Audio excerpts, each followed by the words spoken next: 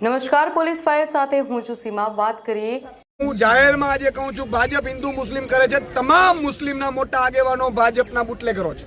મારે જાહેરમાં કહું છું. અને મોટા બધા નેતાઓ છે એ ભાજપના વેવાઈઓ છે. એટલે અત્યાર સુધી તમને ને મને મામૂલ રમાડનારી ભાજપ પાર્ટી, આજે સવાલ એ છે કે આજે એક માલધારીનો સમાજનો પડ્યું છે. આપણે સાઇન કેમ્પેન ચલાવવા આખા ગુજરાતમાં. હું જાહેરમાં આજે કહું છું, ભાજપ હિન્દુ મુસ્લિમ કરે છે. તમામ મુસ્લિમના મોટા આગેવાનો ભાજપના બુટલેગરો છે. એમનું કહેવું એવું છે કે હું જાહેરમાં કહું છું કે તમામ મુસ્લિમ સમાજના મોટા આગેવાનો ભાજપના બુટલેગરો છે. તમે આવું ઈસુદાનભાઈ કઈ રીતે કહી શકો? ઈસુદાનભાઈ, મુસ્લિમ સમાજના આગેવાનો કોમની હિત માટે, સમાજના હિત માટે અને દેશ સેવાના કામો માટે આગળ આવે છે, તેને તમે બુટલેગરો બતાવો છો.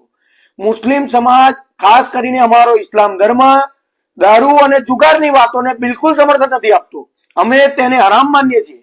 જે પણ બુટલેગર હોય, કોઈ પણ પાર્ટીનો હોય, કોઈ પણ સમાજનો હોય, એનો તમારે વિરોધ કરવો હોય તો તમે પોલીસ પ્રશાસનને સાથે રાખીને, જનતાને સાથે રાખીને તેના સામે કાર્યવાહી કરો, ના કે આવા ખોટા નિવેદનો આપો. આવા નિવેદનોથી તમે મુસ્લિમ સમાજની લાગણી દુભાવી છે અને અરાજકતા ફેલાઈ છે. મિસ્ટર ઈસુદાનભાઈ, તમે સારા પત્રકાર છો, સારા વ્યક્તિત્વ ધરાવતા માણસ છો. હજુ પણ અમે એવી અપેક્ષા રાખીએ છીએ કે તમારા નિવેદનથી તમને અફસોસ હશે. અગર તમને તમારા નિવેદનથી અફસોસ હોય તો 24 થી 48 કલાકમાં તમે મુસ્લિમ સમાજની લાગણી દુભાઈ છે તેના વિશે માફી માંગો, તમારું નિવેદન પાછું લો. અગર 24 થી 48 કલાકમાં તમે તમારું નિવેદન પાછું નહીં લો તો કાયદાની મર્યાદામાં તમારે જોઈએ તેવી ભાષામાં, તમારે જોઈએ તેવી રીતે હું સોહિલ ચિસ્તિયા મુસ્લિમ સમાજ વતી તમને જવાબ આપવા માટે બંધાયેલો છું ને આપીશ. 24 થી 48 કલાકમાં તમે તમારું નિવેદન પાછું નહીં લો. મુસલમાનના તમામ આગેવાનો ભારતીય જનતા પાર્ટીના બુટલેગરો છે. આ શબ્દો હતા ઈસુદાન ગઢવીના, જેઓ મુલાકાતે પહોંચ્યા હતા અમદાવાદના ઓઢવ ડિમોલેશનના સ્થળની. ત્યારે તેઓ આ શબ્દોનું પ્રયોજન કરતા માધ્યમોને જોવા મળ્યા. આ મામલે આ વિડીયો વાયરલ થયો અને ઈસુદાન ગઢવીને મુસ્લિમ આગેવાનો દ્વારા કહેવાયું કે તમે સમયસર માફી માંગી લો, તમે સજ્જન માણસ છો, અમે જાણીએ છીએ, માટે અત્યારે ખૂબ સંયમથી વાત કરી રહ્યા છીએ. ત્યારે ઈસુદાન ગઢવીએ આ મામલે આજે વિડીયોના માધ્યમથી શું કહ્યું, સાંભળો. જય હિન્દ, જય ભારત, જય જય ગરવી ગુજરાત. મિત્રો, ગતરોજ જે એક નિવેદન મારું વાયરલ થયું છે, જેમાં હું માનું છું કે એમાં અડધું નિવેદનને જોઈન્ટ કરી દેવાયું છે મુસ્લિમ સમાજને લઈને.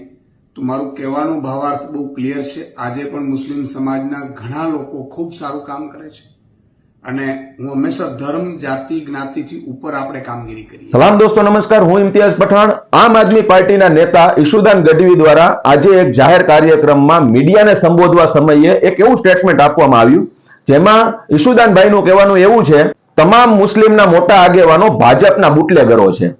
આ વિડીયો પેલા જોઈ લ્યો.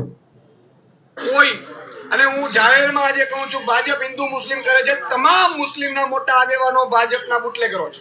મારે જાહેરમાં કહું છું. ઈસુદાનભાઈ, મુસ્લિમ સમાજ અને મુસ્લિમ આગેવાનો ઉપર લેબલ લાગવાના ઓછા છે કે તમે એક આ નવું લેબલ લઈ આવ્યા કે મુસ્લિમ સમાજના તમામ મોટા આગેવાનો ભાજપના બુટલેગર છે? ઇસ્લામની અંદર દારૂ હરામ છે અને જો કોઈ બુટલેગરો તમારા ધ્યાનમાં હોય તો તમે પોલિટિકલ પાર્ટી છો, જઈને જનતા રેડ કરો, એ વિસ્તારના ઇન્સ્પેક્ટર ઉપર ફરિયાદ દાખલ કરાવો. તમે એક સારા પત્રકાર છો, વાણી ઉપર તમે પ્રવીણ છો, તેમ છતાં પણ ઉત્સાહમાં આવીને તમારાથી આ સ્ટેટમેન્ટ અપાણું હોય એવું અમારું માનવું છે. આ વિષય ઉપર તુરંત અસરથી ખુલાસો કરી દો. આપ સારા સજ્જન માણસ છો, એ વાતથી અમે વાકેફ છીએ, એટલા માટે જ આપની સાથે આ વિવેકપૂર્ણ વાત થાય છે. આ વિષય ઉપર અમારે અન્ય કોઈ ભાષામાં વાત ન કરવી પડે એની પણ આપ તાકેદારી લેજો.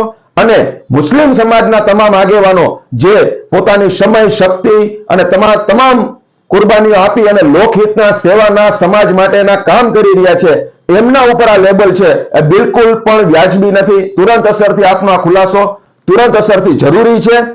આ બાબતે આપ ખુલાસો કરશો તેવી આશા છે. આ જ વાત સાથે આપના ભાઈનું સલામ.